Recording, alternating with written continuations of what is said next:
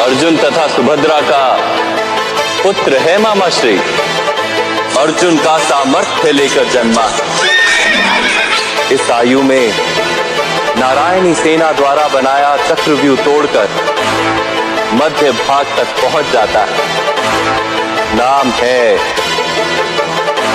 अभिमन्यु। अभिमन्यु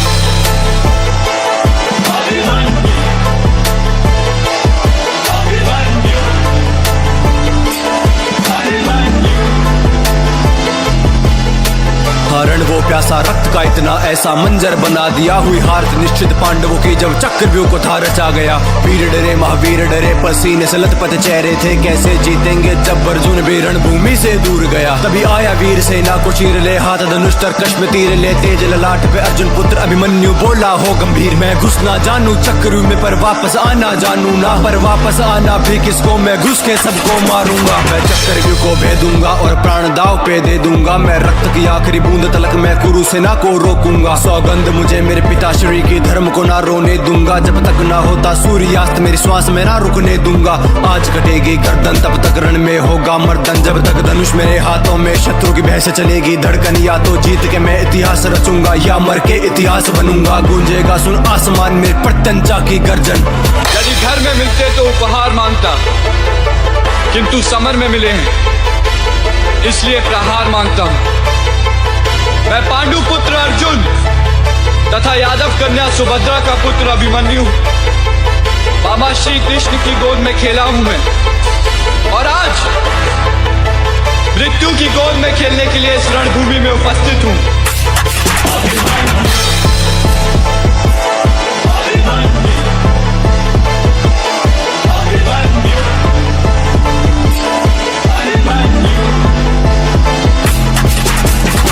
वर्ष की आयु में ही कर दिए लाखों मुंड खंड और भेद दिया था चक्रव्यूह को ले ज्वाला। आंखों में प्रचंड वो तीर पे तीर चलाता जाए। वो रक्त की नदियां बहाता जाए। हाँ रक्त से उसने लाल किया वो कुरुक्षेत्र का भूखंड। नियति के द्वारा पर फिर षड्यंत्र ऐसा रचा गया। हाँ अभिमन्यु को तब रण में महारथियों के सामने खड़ा किया। तीरों से काटे तीर गदा से गदा को चकनाचूर किया।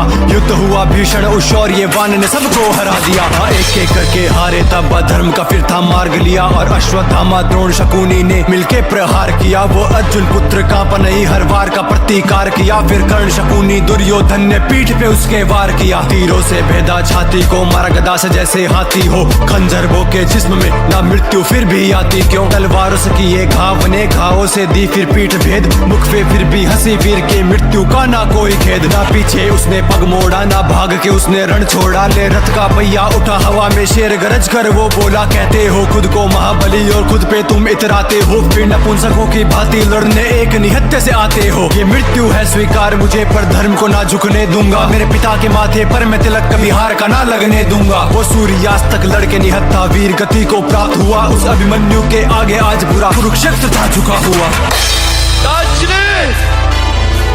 काकाश्री मेरे पिता से कहिएगा मैंने उनके नाम पर लांछन नहीं लगने दिया। और मेरी माता से कहिएगा कि मैं मरते समय भी पराजित नहीं हुआ।